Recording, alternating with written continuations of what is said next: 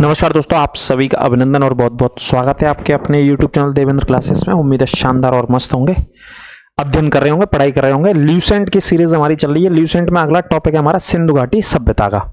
ठीक है, यानी कि ये भारत की सबसे पुरानी सभ्यता थी। इस सभ्यता के बारे में बात करेंगे, बहुत अच्छे से हमारे साथ जुड़िएगा। ल्यूसेंट का टॉपिक वाइज टॉपिक मैं आपको अध्ययन करा रहा हूं, आप नोट्स भी बनाते चलें मेरे साथ।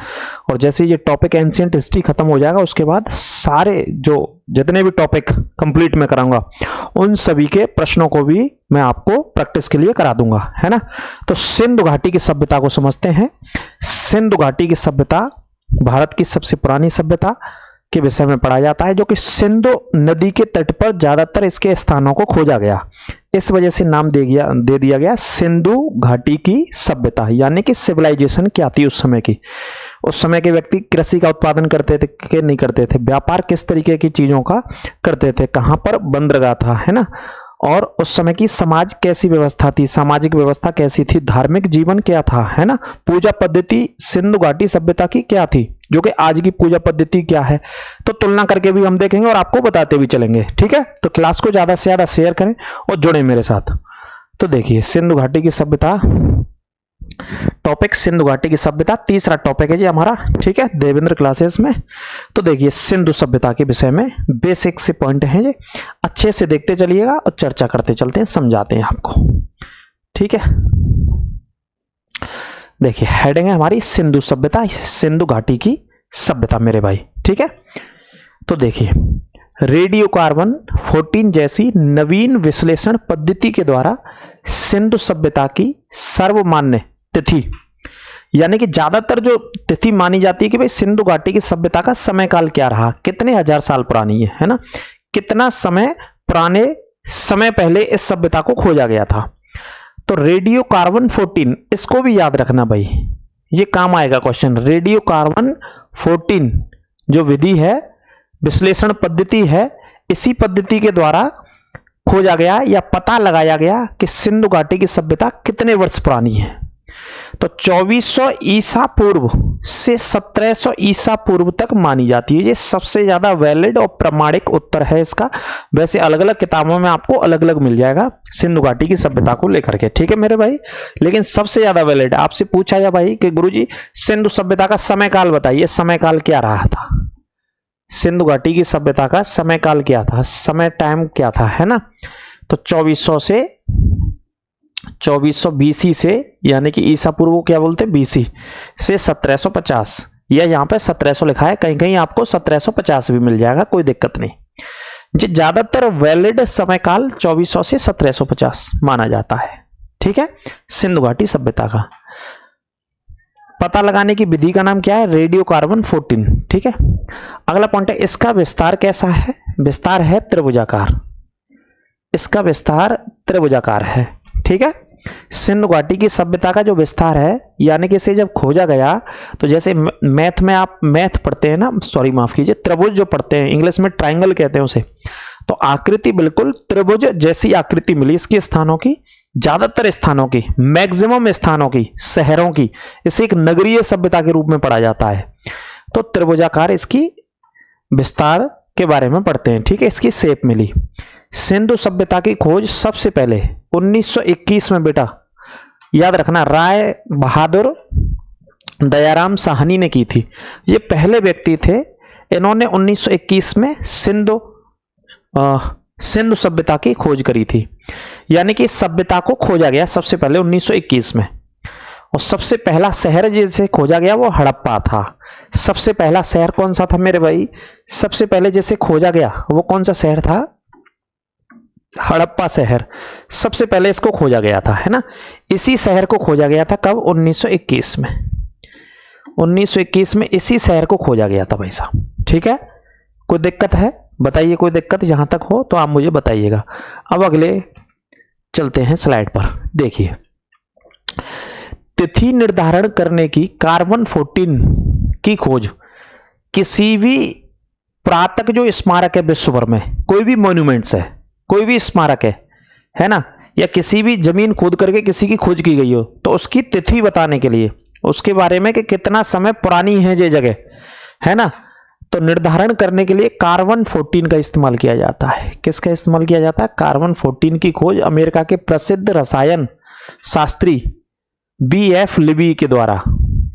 कार्बन 14 की खोज किसने करी बेटा? BF लिबी के द्वारा। ये अमेरिका के प्रसिद्ध रसायन शास्त्री थे, यानी कि केमिस्ट्री विज्ञान के वैज्ञानिक थे। इन्होंने कार्बन 14 को खोजा, ठीक है, के द्वारा 1946 में की गई थी। इस पद्धति से जिस पदार्थ में कार्बन 14 की मात्रा जितनी ही कम रहती है वो उतनी ही प्राचीन मानी जाती है। जिस पदार्थ में कार्बन 14 की मात्रा जितनी कम रहती है, ठीक है, उतनी ही प्राचीन मानी जाती। कोई भी मॉन्यूमेंट्स उतना ही पुराना माना जाता है, ठीक है। अगला देखिए, सिंधु सभ्यता को आद्य ऐतिहासिक अथवा कांस्य युग में रखा जा सकता है। ये नाम बेटा कई बार आ गए हैं, कई बार एग्जाम्स में नाम पूछे गए। सिंधु घाटी सभ्यता के दूसरे अन्य नाम बताइए। तो सिंधु घाटी सभ्यता को क्या कह सकते हैं हम? आद्य ऐतिहासिक सभ्यता भी कहा जाता है, और दूसरा क्या बोलते हैं बेटा? कांस्य युग की सभ्यता भी इसको कहा जाता है। कांस्य युग है ना, यानी कि तांबे की प्राप्ति हुई थी, कांस्य की प्राप्ति हुई थी, इंग्लिश में ब्रॉन्ज की प्राप्ति हुई थी, ठीक है, कहते हैं। इस सभ्यता के मुख्य निवासी द्रविड़ एवं भूमध्य सागरीय थे। जो निवासी थे उनको क्या कह सकते हैं? भूमध्य सागरीय देशों से आए थे वो, यहां पर एवं द्रविड़ थे। भूमध्य सागरीय एवं द्रविड़ इन निवासियों को कहा जाता है जिन्होंने इस घाटी की सभ्यता को भारत में विकसित किया। अगला पॉइंट देखते हैं। सर जॉन मार्शल भारतीय पुरातत्व सर्वेक्षण विभाग के तत्कालीन महानिदेशक थे। सर जॉन मार्शल वो नाम था कि जिसी के निर्देशन में खोज की गई पूरे सिंधु घाटी सभ्यता की। यानी कि डायरेक्टर कौन था उन दिनों? निर्देशक कौन था? इस खुदाई को कराने वाला, ठीक है। तो ये प्रश्न कई बार आता है कि भाई पुरातत्व विभाग का हेड कौन था, मुखिया कौन था? तो पुरातत्व विभाग का जो हेड था वो कौन था? Sir John Marshall. Sir John Marshall के नेतृत्व में ये खुदाई की गई थी। ये महानिदेशक थे उस समय ने। 1924 में सिंधु घाटी सभ्यता नामक एक उन्नत नगरीय सभ्यता, कैसी सभ्यता है? एक उन्नत नगरीय सभ्यता पाए जाने की विधिवत घोषणा की थी। साहब घोषणा करी थी इन्होंने 1924 में, घोषणा कर दी थी विधिवत रूप से। किसने घोषणा कर दी थी 1924 में? सर जॉन मार्शल ने, कि भाई एक सभ्यता पाई गई है, एक सिविलाइजेशन को खोजा गया है, ठीक है। सर जॉन मार्शल ने एक नगरीय सभ्यता बताई थी। ये पॉइंट याद रखना मेरे भाई। कैसी सभ्यता थी? नगरीय सभ्यता। क्वेश्चन से आता है कई बार। सिंधु घाटी की सभ्यता कैसी सभ्यता? नगरीय सभ्यता थी, ठीक है। सिंधु सभ्यता के सबसे ज्यादा पश्चिमी परास्थल दास्क नदी के किनारे स्थित सुतकेंगाडोर बलूचिस्तान सिंधु सभ्यता के सर्वाधिक जो स्थल हैं वो पश्चिमी दिशा में मिले हैं। वो ये कहना चाह रहा है। कौन सी दिशा में सबसे ज्यादा बेटा? पश्चिमी दिशा में। तो अगला कह रहा है दास्क नदी के किनारे स्थित है एक सुतकेंगाडोर, बलूचिस्तान में, जे है ना। बलूचिस्तान कहां है? पाकिस्तान में। पूर्वी प्रायस्थल हिंडन नदी के किनारे है, पूर्वी दिशा में। हिंडन नदी के किनारे आलमगीरपुर, है ना। पूछा जाता है कि सिंधु घाटी सभ्यता का पूर्वी स्थल बताइए। पूछा जाता है सिंधु घाटी सभ्यता का पूर्वी स्थल बताइए मेरे भाई। तो पूर्वी उत्तर प्रदेश के गाजियाबाद में हिंडन नदी के तट पर आलमगीरपुर है। सबसे पश्चिमी सुतकेंगाडोर जो कि बलूचिस्तान में है, सबसे पश्चिमी, ठीक है। ये वाला यहां जिला मेरठ गाजियाबाद हो जाता है उत्तर प्रदेश में। सबसे उत्तरी परास्थल चेनाब नदी के तट पर। भाई उत्तर में कौन सी नदी बह रही है? ऊपर नदी तो कई बह रही है, लेकिन चेनाब नदी के तट पर अखनूर के निकट, ये कश्मीर में एक जगह पड़ती है, अखनूर के निकट मांडा नामक स्थान है। अखनूर ये कश्मीर में है मेरे भाई। मांडा नामक स्थान है जो कि जम्मू कश्मीर में स्थित है, सबसे उत्तरी है। एवं दक्षिण में जाएंगे तो परास्थल कौन सा है? गोदावरी नदी के तट पर दायमाबाद है। कौन सा बेटा? दायमाबाद, ठीक है। दक्षिण में जाएंगे तो दायमाबाद है। इसे आप ऐसे भी समझ सकते हैं जैसे, क्या पढ़ रहे हैं बेटा हम? सिंधु घाटी की सभ्यता, ठीक है। सिंधु घाटी थोड़ा सा मैं आपको बता दूं शॉर्ट में, आप ऐसे भी पढ़ सकते हैं, वो तो ल्यूसेंट के तरीके से बताया है। तो देखिए 4 स्थानों की बात करिए सिंधु घाटी की सभ्यता में। भाई सबसे पश्चिमी है ना, सबसे पश्चिमी स्थान कौन सा है? सबसे पूर्वी स्थान कौन सा है? और सबसे दक्षिणी स्थान और सबसे उत्तर में। ये 4 स्थान सिंधु घाटी की सभ्यता से पूछे जाते हैं। तो चारों स्थानों को आपको याद रखना है। तो सबसे पूर्व में कौन सा था? आलमगीरपुर, पूर्व में कौन सा बेटा, आलमगीरपुर है। ठीक है, कौन सी नदी बताई अभी अब हमने, हिंडन नदी के तट पर स्थित है ना। और कहां पे स्थित है, मेरठ गाजियाबाद की सीमा पे, मेरठ गाजियाबाद की सीमा पे सिंधु घाटी सभ्यता का सबसे पूर्वी स्थल है। ठीक है, कोई दिक्कत बताइएगा। दक्षिण में आएंगे मेरे भाई, दक्षिण में कौन सा है साहब, गोदावरी नदी बहती है दक्षिण में, गोदावरी नदी, गोदावरी नदी के तट पर कौन सा है, दायमाबाद। इसको खोजा गया दक्षिण में, दायमाबाद, इससे दक्षिण में खोजा गया। ठीक है, पश्चिम में आ जाइए, पश्चिम वाले हिस्से में बात करें तो पश्चिम में कौन सा स्थित है, सुतकेंगाडोर, सुतकेंगाडोर ये पश्चिमी स्थल है। ठीक है, सुतकेंगाडोर कहां है, सबसे पश्चिम में स्थित है। और कौन सी नदी बहती है मेरे भाई, यहाँ पे दास के नदी के तट पर स्थित है ये, दास के नदी के। उत्तर में आ जाएंगे, कौन सा है यहाँ पे, मांडा नामक जगह है। उत्तर में कौन सी है, मांडा नदी, कौन सी हो जाएगी आपकी, चेनाब नदी। मांडा चेनाब नदी के तट पर स्थित है, जम्मू कश्मीर में। ठीक है, इस तरीके से भी शॉर्ट में आप पढ़ सकते हो, शॉर्ट में आप पढ़ सकते हो, कोई दिक्कत की बात नहीं, इस तरीके से शॉर्ट में आप पढ़ सकते हो। तो इन्हीं चारों स्थलों की बात हो रही थी अभी, है ना, इन्हीं चारों स्थलों की बात हो रही थी इस पेज में अभी। ठीक है, तो आगे चलते हैं। अब देखिए, सिंधु सभ्यता, सिंधु सभ्यता या सैंधव सभ्यता नगरीय सभ्यता थी। कैसी सभ्यता थी बेटा, नगरीय। सबसे ज्यादा क्वेश्चन पूछा जाता है भाई, सभ्यता कैसी थी। जब इसको खोजा गया तो ग्रामीण सभ्यता थी या नगरीय, यानी कि शहरी सभ्यता, नगर मतलब शहर, तो ये कैसी सभ्यता थी, नगरीय सभ्यता थी, याद रखिएगा, नगरीय सभ्यता थी। सैंधव सभ्यता से प्राप्त परिपक्व अवस्था वाले स्थलों में केवल 6 को ही बड़े नगर की संज्ञा दी गई, और ये हैं 6 शहर ऐसे हैं जिनको बड़े नगर की संज्ञा दी गई। कितने शहरों को, 6 शहरों को बड़े नगर, यानी कि बहुत बड़े शहर थे। सबसे पहले मोहनजोदाड़ो, सबसे पहला शहर कौन सा है, मोहनजोदाड़ो। दूसरा है हड़प्पा, तीसरा गढ़वारीवाला, चौथा राखीगढ़ी, पांचवा धौलावीरा, छठा कालीबंगा। ये 6 सबसे बड़े शहर हैं सिंधु घाटी सभ्यता के, सबसे बड़े शहर सिंधु घाटी सभ्यता के। ठीक है, नोट करिएगा। धौलावीरा भारत में सिंधु घाटी सभ्यता की पहली साइट है जिसे यूनेस्को ने 2021 में, यूनेस्को ने 2021 में विश्व विरासत स्थल की सूची में शामिल किया है। 2021 में यूनेस्को ने विश्व विरासत सूची में शामिल किया है। भारत के अंदर पहला स्थल धौलावीरा, धौलावीरा है। और कहां पे स्थित है बेटा, धौलावीरा गुजरात में, धौलावीरा गुजरात में स्थित है, जिसे यूनेस्को ने 2021 में शामिल कर लिया है अपनी विश्व विरासत सूची में। अगला पॉइंट है, स्वतंत्रता प्राप्ति पश्चात हड़प्पा संस्कृति के सबसे ज्यादा स्थल कहां पे खोजे गए हैं, गुजरात में। सबसे ज्यादा स्थलों की जो खोज हुई है वो गुजरात में हुई है आजादी के बाद। भाई भारत कब आजाद हो गया, 47 में। तो आजादी के बाद जैसे जैसे खुदाई चल रही है तो सबसे ज्यादा जो जगह मिली है सिंधु घाटी सभ्यता की, वो गुजरात में सबसे ज्यादा मिली है। कौन से राज्य में मिली है बेटा, गुजरात में। ठीक है, नोट करके लिखिएगा, सिंधु घाटी सभ्यता का सबसे बड़ा स्थल मोहनजोदाड़ो है। सबसे बड़ा स्थल कौन सा है, मोहनजोदाड़ो है बेटा। सिंधु घाटी सभ्यता का क्षेत्रफल के आधार पर सबसे बड़ी जगह, सबसे बड़ा स्थल मोहनजोदाड़ो है। जबकि भारत में इसका सबसे बड़ा स्थल है बेटा राखीगढ़ी। भारत में इसका सबसे बड़ा स्थल कौन सा है, राखीगढ़ी। घग्गर नदी के तट पर हरियाणा में स्थित है ये भारत में। घग्गर नदी बहती है यहाँ पे, जो कि हरियाणा के हिसार जिले में, हरियाणा के हिसार जिले में स्थित है। इसकी खोज 1963 में सूरजभान ने की थी। खोज 1963 में किसने करी थी, सूरजभान नामक व्यक्ति ने करी थी, जो कि भारत का सबसे बड़ा स्थल है हड़प्पा सभ्यता का। ठीक है बेटा, भारत का सबसे बड़ा स्थल है हड़प्पा सभ्यता का, जिसकी खोज सूरजभान ने की थी। ठीक है, लोथल एवं सुतकोटदा सिंधु सभ्यता के प्रसिद्ध बंदरगाह थे। देखो, लोथल तो सबसे प्रसिद्ध था ही, इसके अलावा सुरकोटदा भी प्रसिद्ध बंदरगाह की श्रेणी में हम पढ़ते हैं। ये 2 बंदरगाह सबसे प्रसिद्ध बंदरगाह थे, सबसे प्रसिद्ध बंदरगाह सुरकोटदा और लोथल। ठीक है, और दोनों ही कहां पे, गुजरात में, अरब सागर के तट पर स्थित थे। ये दोनों बंदरगाह कहां पे थे बेटा, लोथल और सुरकोटदा, गुजरात में। नोट करते चलिएगा, गुजरात में, और गुजरात में थे तो अरब सागर के तट पर थे। कौन से किनारे पर थे बेटा, अरब सागर के तट पर थे, अरब सागर के तट पर थे। ठीक है, ये पॉइंट नोट कर लीजिएगा, कोई दिक्कत यहां तक बताइएगा मुझे। पूरा ल्यूसेंट अच्छे से पढ़ाएंगे आपको, एक एक पॉइंट बेटा।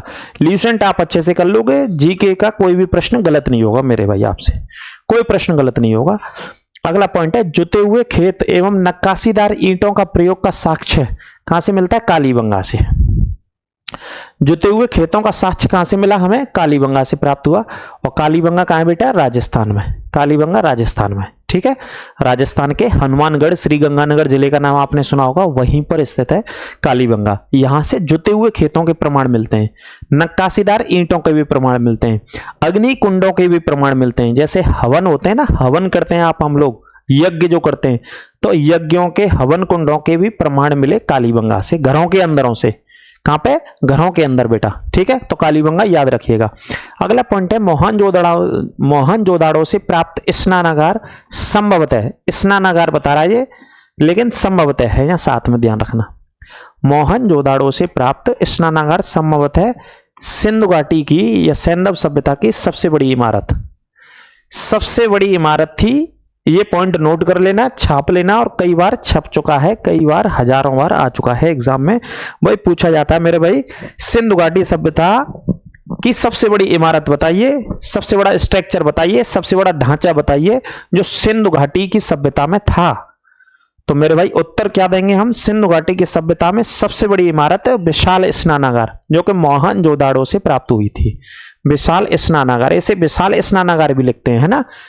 जिसके मध्य में स्थित स्नान कुंड 11.88 मीटर लंबा था भाई साहब, लंबाई थी जे लगभग 12 मीटर लंबाई मान लो। 1 मीटर में 3 फुट होते हैं, तो 12 3 36 फीट की लंबाई, अगर फीट के हिसाब से बात करें तो लगभग 12 मीटर लंबा, 7 मीटर चौड़ा, 7 21 फुट चौड़ा हो गया, मतलब 1 मीटर में 3 फुट होते हैं। 2.43 मीटर गहरा, इतना जे गहरा भी था।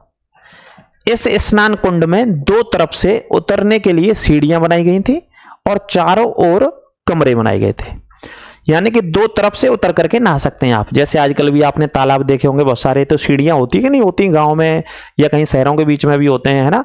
गांव में अधिकांश आपको तालाब मिल जाएंगे। तो यहां सरकारों ने कोशिश करी है तालाबों को पुनर्जीवित करने का कार्य, तो सीढ़ियां भी बनवाई गई हैं। सीढ़ियों से उतरिए, नहाइए और वापस आइए, ठीक है। तो 2 तरफ से सीढ़ियां बनी थी, ठीक है। और चारों ओर क्या बनाए गए थे? कमरे बनाए गए थे बेटा, चारों ओर कमरे बनाए गए थे, नोट कर लेना, ठीक है। तो सबसे बड़ी इमारत इसको माना जाता है। अगला देख लेते हैं, इसमें भरने के लिए पानी कुएं से निकाला जाता था, उपयोग के बाद इसे खाली कर दिया जाता था, ठीक है। उपयोग के बाद पानी हटा दिया जाता था। शायद यहां विशिष्ट नागरिक विशिष्ट अवसरों पर स्नान किया करते थे, ऐसा मानना है कि भाई विशिष्ट नागरिक आते थे, चीफ गेस्ट आते थे। जैसे कोई त्योहार है, कोई फेस्टिवल है, जैसे अब महाकुंभ चल रहा है इस समय, तो महाकुंभ 12 वर्ष बाद कुंभ आता ही आता है, लेकिन महाकुंभ लगभग 144 साल बाद बता रहे हैं। अब जी अगला कुंभ 144 साल के बाद 2169 में आएगा, 144 साल ऐड करेंगे तो, है ना। तो विशिष्ट अवसर है और विशिष्ट लोग ही नहाने जा रहे हैं। हालांकि देश की आम जनता, देश विदेश के लोग भी श्रद्धालु आ रहे हैं, लेकिन विशिष्ट लोग कौन से हो गए? जो हमारे साधु संत हैं, पूजनीय साधु संत हैं, है ना। अखाड़े हैं, 13 अखाड़े वहां पर अपना कैंप लगाए हुए हैं और स्नान कर रहे हैं, और जाने माने अलग अलग देशों के वीवीआईपी लोग आ रहे हैं। ऐसे ही यहां विशिष्ट लोगों का उल्लेख किया गया है कि विशिष्ट अवसरों पर स्नान किया करते थे, ठीक है। अगला पॉइंट है, अग्निकुंड यज्ञ देवी लोथल एवं कालीबंगा से प्राप्त हुआ। जैसा कि मैं अभी बताया था, कालीबंगा से अग्निकुंडों के साक्ष्य प्राप्त हुए थे और लोथल से भी अग्निकुंडों के साक्ष्य प्राप्त हुए।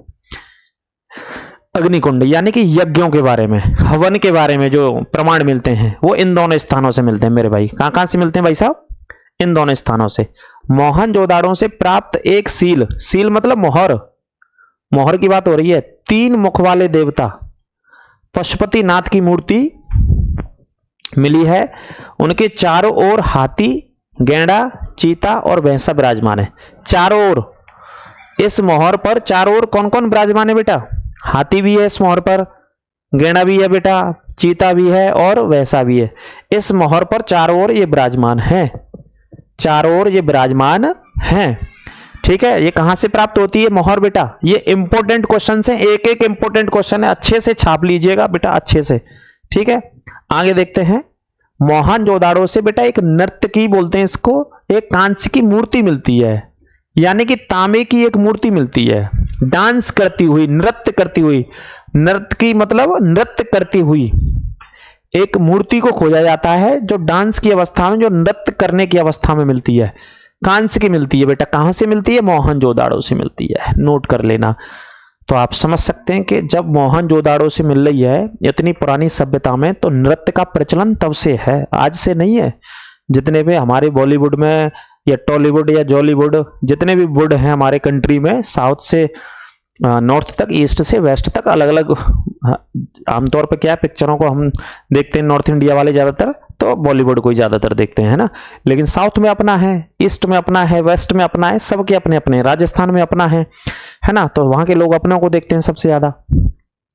तो डांस के या प्रमाण नाचने के बारे में बात करें तो मोहनजोदाड़ो से भी ये चीज जानकारी हमें मिलती है। ऐसा नहीं कि सपना चौधरी आज ही नाच रही है बेटा, ये नाचने का प्रमाण तब से मिला है। ठीक है, हड़प्पा की मोहरों पर सबसे अधिक एक श्रृंगी पशु का अंकन मिलता है, एक सींग के पशु का अंकन मिलता है। यहां से प्राप्त एक आयताकार मोहर में स्त्री के गर्भ से निकलता हुआ पौधा भी दिखाया गया है, स्त्री के गर्भ से निकलता हुआ पौधा भी दिखाया गया है। इससे संबंधित है जो स्त्री के गर्भ से निकलता हुआ पौधा, मतलब उर्वर भूमि को दिखाया गया, उपजाऊ भूमि के बारे में बताया गया है ना, ऐसा बताया गया है। ये तो प्रतीक के तौर पर बात को लिखा गया है, इससे जोड़ करके आप पढ़ सकते हैं। मनके बनाने का जो कारखाना था वो लोथल एवं चनहूदड़ों में था। चनहूदड़ों जो कि पाकिस्तान में स्थित है, यहाँ सबसे ज्यादा मनके बनाने की फैक्ट्री थी। लोथल भी प्रसिद्ध था गुजरात में मनके बनाने का कारखाना। जैसे आजकल मालाएं होती हैं, मेलाओं में जाते हैं, सीप होते हैं, मोती होते हैं, उन्हीं को मनके बोलते थे। मनके बनाने का कारखाना, सीप बनाने का कारखाना लोथल और चनहूदड़ों में था। सिंधु सभ्यता की बेटा जो लिपि है वो भाव चित्रात्मक है। लिपि कैसी है? भाव चित्रात्मक, यानी कि जो लिखा गया सिंधु सभ्यता के बारे में आज तक कोई भी पढ़ नहीं पाया इसको, यानी कि चित्र हैं सिर्फ और सिर्फ। क्या है? चित्र हैं इस लिपि के अंदर। सिंधु घाटी सभ्यता की जो लिपि है वो चित्र हैं सिर्फ। यह लिपि दाईं से बाईं ओर लिखी जाती है, दाईं से बाईं ओर लिखी जाती है ये लिपि। ठीक है, दाएं से बाईं ओर लिखी जाती है। जब अवलेख एक से अधिक पंक्तियों का होता है तो पहली पंक्ति दाएं से बाईं ओर और दूसरी बाईं से दाईं ओर लिखी जाती, ऐसे करके इसके बारे में बताया गया, पहली पंक्ति और दूसरी पंक्ति के बारे में। ठीक है, नोट कर लेना। सिंधु सभ्यता के लोगों ने नगरों, घरों के विन्यास के लिए ग्रिड पद्धति का इस्तेमाल किया था। घरों को, नगरों को बसाने के लिए एक पद्धति मशहूर रही सिंधु घाटी की सभ्यता में, ग्रिड पद्धति, यानी कि स्ट्रक्चर, जैसे आजकल इंजीनियर पे बनवाते हैं ना, घरों का नक्शा बनवाते हैं, ऐसे ग्रिड पद्धति बोलते थे उस समय। कौन सी पद्धति? ग्रिड पद्धति बोलते थे। घरों के दरवाजे, खिड़कियां सड़क की ओर ना खुलकर पीछे वाला जो दरवाजा होता था वहां पर खुलते थे, है ना, आगे नहीं खुलते थे। घरों के दरवाजे और खिड़कियां पीछे की तरफ खुलते थे। कहां पे खुलते थे? पीछे की तरफ। केवल लोथल नगर के घरों के दरवाजे मुख्य सड़क की ओर खुलते थे, बाकी के जितने भी शहर थे उनके पीछे की तरफ खुलते थे। लोथल के आगे की तरफ और बाकी के पीछे की तरफ। सिंधु सभ्यता में मुख्य फसल कौन सी थी? गेहूं थी मुख्य फसल, और दूसरी कौन सी थी? जौ। सिंधु सभ्यता की ये प्रसिद्ध फसलें थी। कैसी फसलें थी? ये प्रसिद्ध फसलें थी सिंधु घाटी की सभ्यता की। ठीक है, आगे बात करते हैं। देखिए, सैंधववासी मिठास के लिए शहद का प्रयोग करते थे। भाई साहब, शहद का प्रयोग करते थे सबसे ज्यादा। मिठास के लिए काय का प्रयोग करते थे? शहद का प्रयोग करते थे मिठास के लिए। ठीक है, आगे देखते हैं। मिट्टी से बने हल का प्रमाण सबसे पहले वनवाली नामक स्थान से मिला था साहब। मिट्टी से बने हल का प्रमाण वनवाली से मिला था। वनमाली लिखा है, वनवाली भी लिखते हैं इसको। ठीक है, आगे देखते हैं। रंगपुर और लोथल से चावल के दाने मिले जिनसे धान की खेती के होने का प्रमाण मिलता है। भाई, धान की खेती भी होती थी सिंधु घाटी की सभ्यता में। धान की खेती के होने के प्रमाण दो स्थानों से मिलते हैं, और दो स्थानों में एक लोथल है और दूसरा है रंगपुर। यहां से धान के प्रमाण मिलते हैं, धान के दाने मिलते हैं, तो धान की खेती होने का प्रमाण मिला। चावल के प्रथम साक्ष्य लोथल से ही प्राप्त हुए थे। सबसे पहले प्रमाण कहां से प्राप्त होते हैं? लोथल से। सबसे पहले प्रमाण लोथल से। सुरकोटदा, कालीबंगा एवं लोथल से सैंधवकालीन घोड़े के अस्थि पंजर। हम बात आती है घोड़े की। कई बार कई इतिहासकारों ने घोड़े के बारे में लिखा है जो कि विवादित है। घोड़ों के प्रमाण मिले या नहीं मिले ये स्पष्ट तौर पर अभी भी बहुत सारी पुस्तकों में आपको पढ़ने को नहीं मिलेगा, लेकिन कहीं कहीं लिखा है। मिले थे, कुछ लोग कहते हैं मिले थे, कुछ लोग कहते हैं नहीं मिले थे, यानी कि इतिहासकारी कहते हैं। ठीक है, फिर भी जब कोई पुस्तकों में लिखा है तो एग्जाम में पूछ लिया गया है। सुरकोटदा, कालीबंगा, लोथल से घोड़े के क्या मिले थे? अस्थि पंजर, यानी कि हड्डियों के प्रमाण मिले थे, घोड़ों के हड्डियों के प्रमाण। सुरकोटदा से, कालीबंगा से और लोथल से। हालांकि एग्जाम में सबसे ज्यादा सुरकोटदा पूछा जाएगा, आप इसको ध्यान रखिएगा। सुरकोटदा कई बार एग्जाम में पूछा है। घोड़े के प्रमाण मिले, घोड़े के अस्थियों के प्रमाण मिले सुरकोटदा से। ठीक है, इस पॉइंट को याद रखना। तौल की इकाई संभवतः 1:16 के अनुपात में होती थी, है ना। अनुपात 16 लिखा है, 1 हट गया यहां से, 1:16 के अनुपात में तौल की जो इकाई होती थी, है ना, सिंधु घाटी की सभ्यता में। अगला पॉइंट देखते हैं। सैंधव सभ्यता के लोग यातायात के लिए 2 पहियों एवं 4 पहियों वाली बैलगाड़ी का इस्तेमाल करते थे। भाई साहब एक स्थान से दूसरे स्थान पर जाना है, आना है तो बैलगाड़ी एवं भैंसा गाड़ी का उपयोग करते थे। भाई पुराने समय में बैलगाड़ी आज भी चलती है, बहुत सारे राज्यों के अलग अलग हिस्सों में बैलगाड़ी तो आज भी चलती है यातायात के लिए, है ना। जहां पर साधन नहीं है, जहां पर विकास नहीं हो पाया है, जहां पर व्यवस्थाएं संचालित नहीं हो पाई हैं, तो आज भी बैलगाड़ी का इस्तेमाल होता है, आज भी भैंसा गाड़ी का इस्तेमाल होता है। सिंधु घाटी की सभ्यता में भी लोग करते थे। मेसोपोटामिया के अवलेखों में नेत्रहा शब्द अभिप्राय सिंधु सभ्यता से ही है। मेसोपोटामिया इराक की सभ्यता है।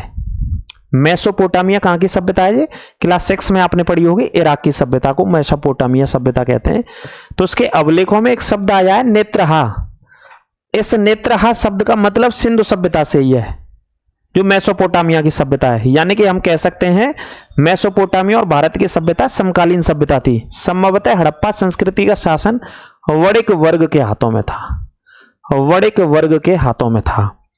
पिग्गट ने हड़प्पा एवं मोहनजोदाड़ो को एक विस्तृत साम्राज्य का जुड़वां राजधानी कहा था।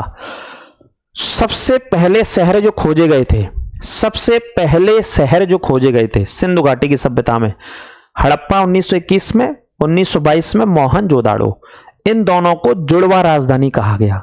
दोनों शहरों को कैसी राजधानी बेटा?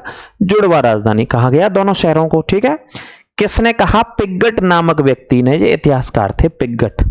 पिग्गट नामक व्यक्ति ने दोनों को जुड़वा राजधानी कहा। कैसी राजधानी कहा बेटा? जुड़वा राजधानी कहा। ठीक है, अब यहां तक मैंने आपको पढ़ाया। यहां से आगे जो पढ़ेंगे हम वो दूसरी वीडियो में आपको स्थलों के बारे में बताएंगे, सेकंड पार्ट में बताएंगे, है ना।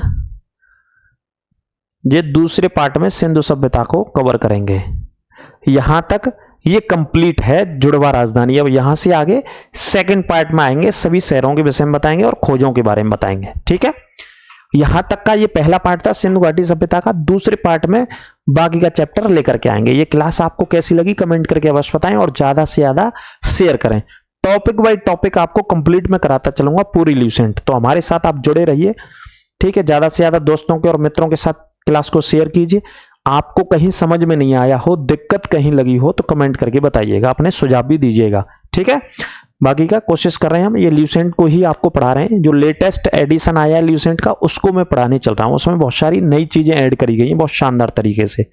तो आगामी आने वाले जो एग्जाम्स हैं 2025 के, उनके लिए बेटा कंटेस्ट कर लो मेरे साथ, क्वेश्चन बाहर नहीं जाएगा, इस बात को भी नोट कर लें। तो अपने स्वास्थ्य का ख्याल रखिए, मिलते हैं अगली क्लास में। नमस्कार, राधे राधे।